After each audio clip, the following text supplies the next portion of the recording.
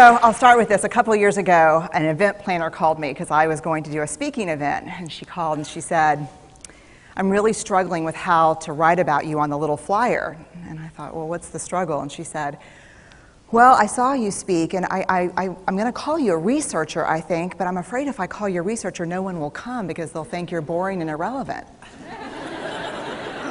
And I was like, okay. And she said, but the thing I liked about your talk is, you're a storyteller, so I think what I'll do is just call you a storyteller. And of course, the academic, insecure part of me was like, you're going to call me a what? And she said, I'm going to call you a storyteller. And I was like, oh, why not Magic Pixie? I was like, let me think about this for a second. And so I tried to call deep on my courage, and I thought, I am a storyteller. I'm a qualitative researcher. I collect stories. That's what I do. And maybe stories are just data with a soul, and maybe I'm just a storyteller. So I said, you know what? Why don't you just say I'm a researcher storyteller? And she went, there's no such thing. So I'm a researcher storyteller. And I'm going to talk to you today. We're talking about expanding perception. And so I want to talk to you and tell some stories about a piece of my research that fundamentally expanded my perception and really actually changed the way that I live and love and work and parent. And this is where my story starts. When I was a young researcher, doctoral student, my first year I had a research professor who said to us, here's the thing, if you cannot measure it, it does not exist. And I thought he was just sweet-talking me. I was like, really? And he's like, absolutely. So you have to understand that I have a bachelor's in social work, a master's in social work, and I was getting my PhD in social work. So my entire academic career was surrounded by people who kind of believed in the life's messy, love it, and I'm more the life's messy, clean it up, organize it, and put it into a bento box. And so to think that I had found my way, to found a career that takes me, really one of the big sayings in social work is lean into the discomfort of the work. And I'm like, knock discomfort upside the head and move it over and get all A's. That was my mantra. So I was very excited about this. And so I thought, you know what? This is the career for me because I am interested in some messy topics, but I want to be able to make them not messy. I want to understand them. I want to hack into these things that I know are important and lay the code out for everyone to see. So where I started was with connection, because by the time you're a social worker for 10 years, what you realize is that connection is why we're here. It's what gives purpose and meaning to our lives. This is what it's all about. It doesn't matter whether you talk to people who work in social justice and mental health and abuse and neglect. What we know is that connection, the ability to feel connected, is neurobiologically, that's how we're wired, it's why we're here. So I thought, you know what, I'm going to start with connection. Well, that situation where you get an evaluation from your boss and she tells you 37 things that you do really awesome and one thing that you can't, an opportunity for growth. And all you can think about is that opportunity for growth, right?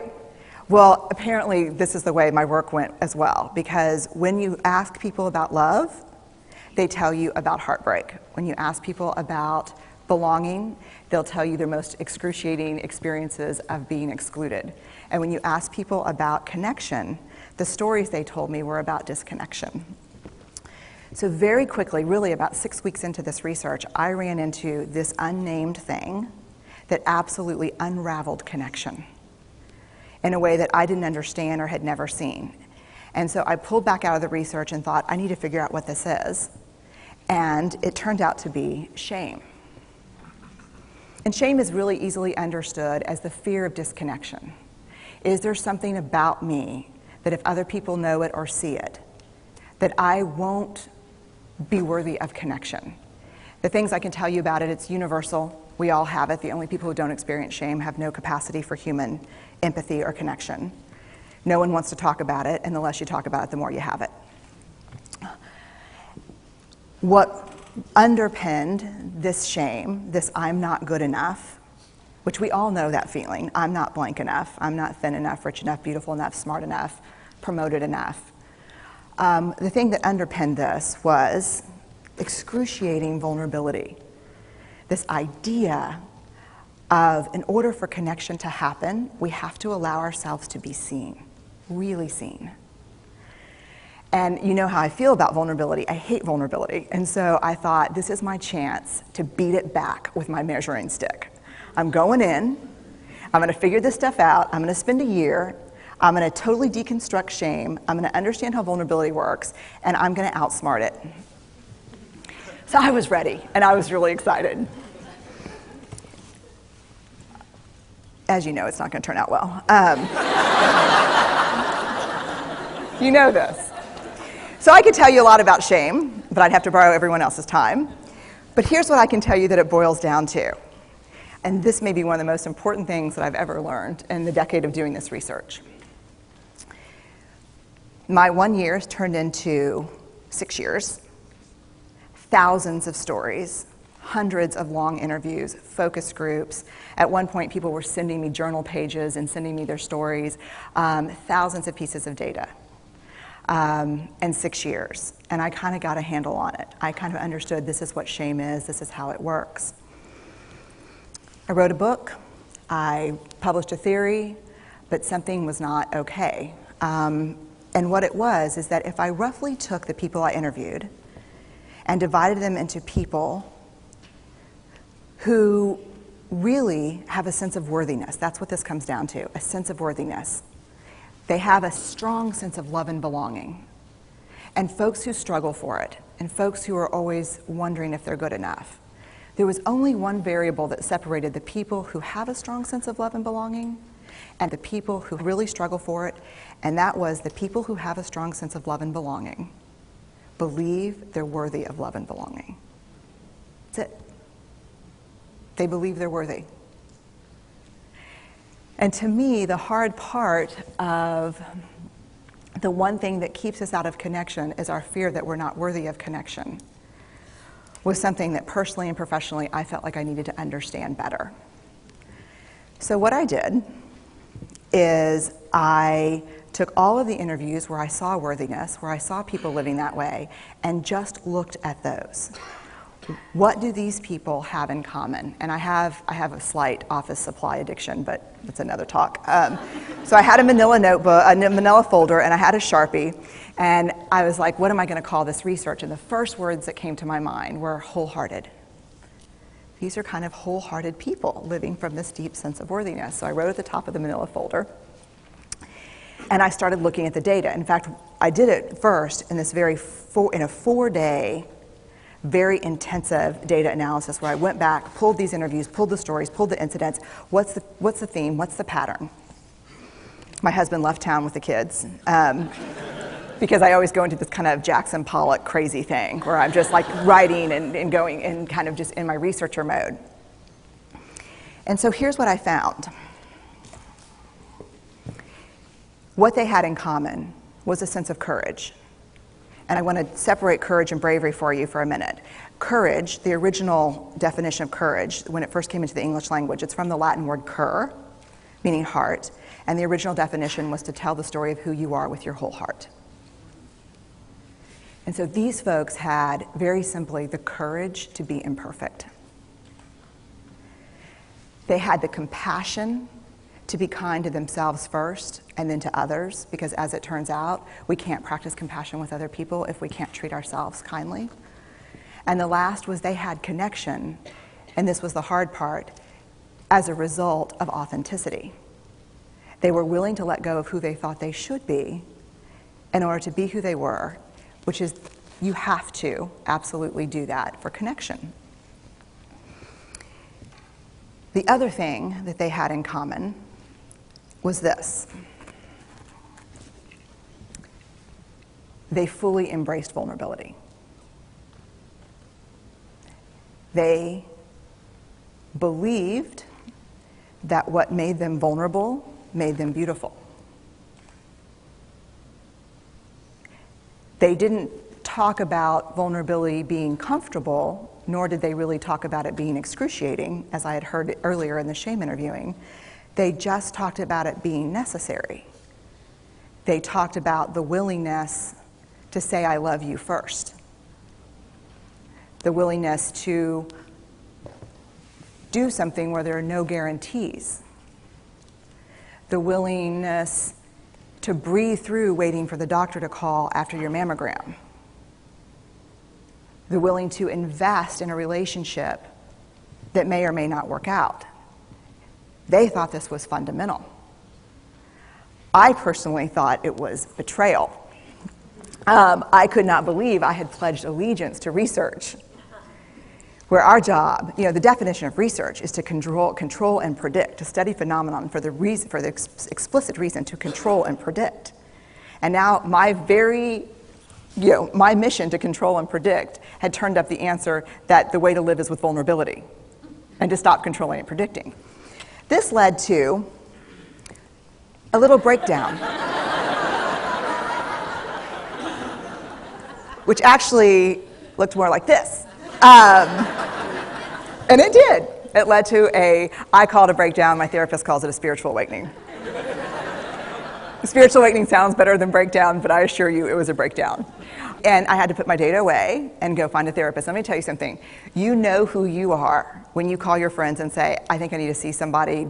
Do you have any recommendations? Because about 5 of my friends are like, woo, I wouldn't want to be your therapist. And I was like, what does that mean? And they're like, I'm just saying, don't bring your measuring stick. It's like, okay. So I found a therapist. My first meeting with her, Diana, I brought in my list of the way the wholehearted live. And I sat down, and she said, how are you? And I said, I'm great, I'm okay. And she said, what's going on? And I said, and this is a therapist who sees therapists, because we have to go to those because their BS meters are good. And so I said, here's the thing, I'm struggling. And she said, what's the struggle? And I said, well, I have a vulnerability issue, and I know that vulnerability is kind of the core of shame and fear and our struggle for worthiness, but it appears that it's also the birthplace of joy, of creativity, of belonging, of love, and I think I have a problem, and I need some help. And I said, but here's the thing, no family stuff, no childhood shit, I just need some strategies.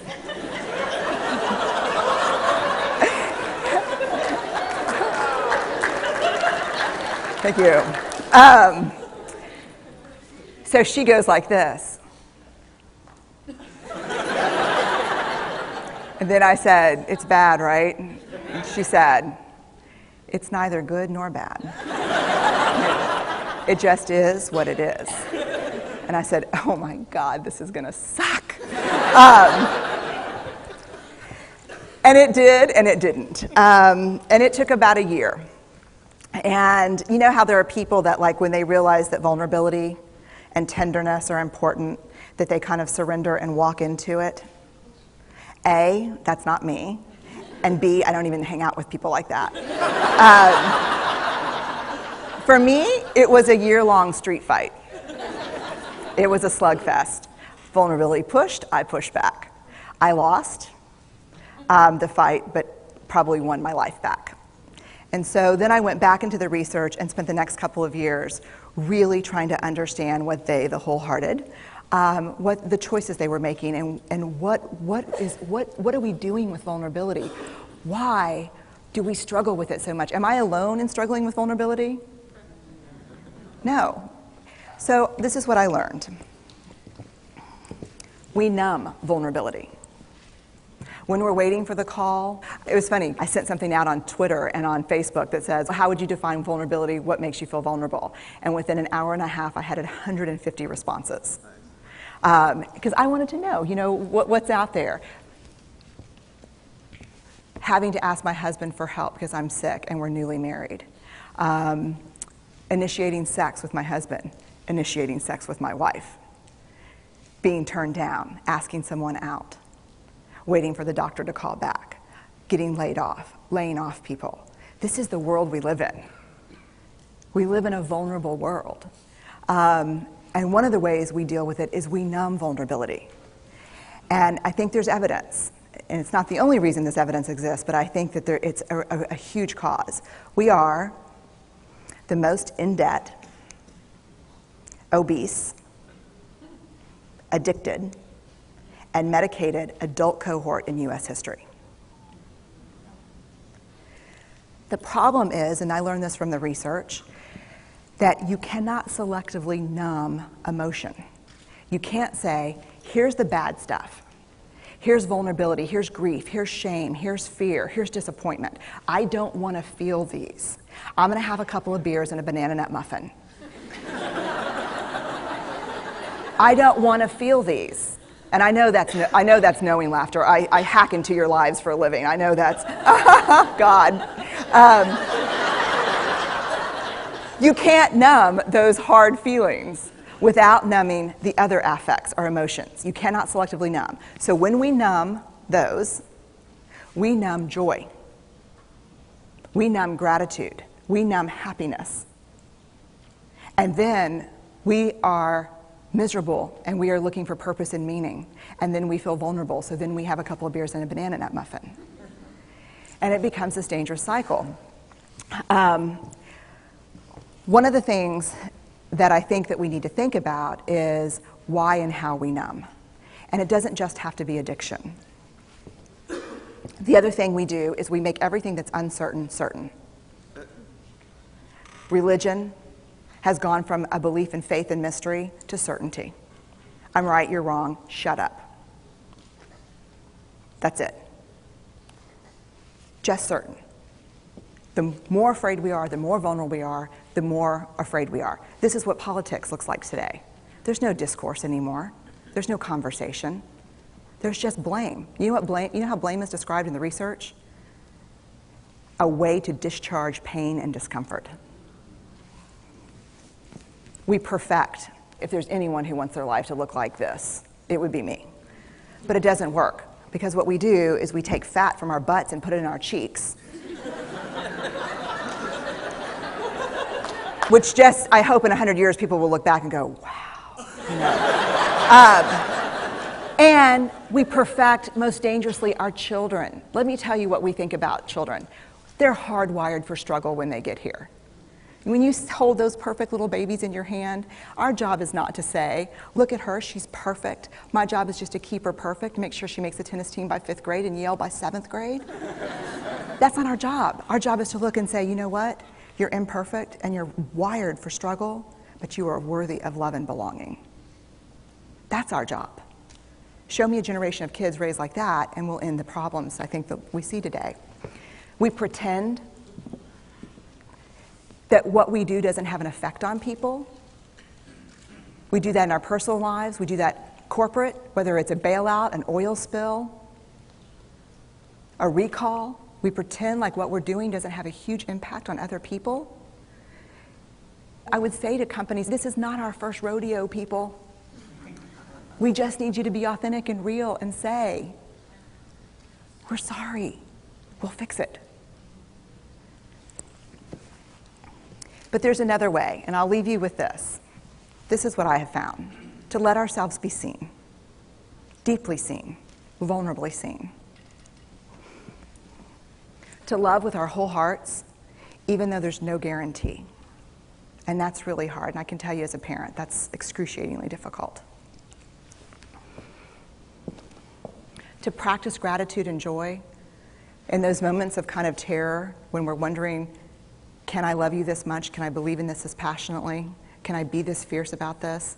Just to be able to stop and instead of catastrophizing what might happen, to say, I'm just so grateful. Because to feel this vulnerable means I'm alive. And the last, which I think is probably the most important, is to believe that we're enough. Because when we work from a place, I believe, that says, I'm enough,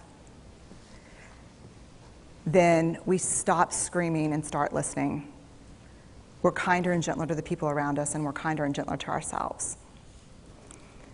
That's all I have.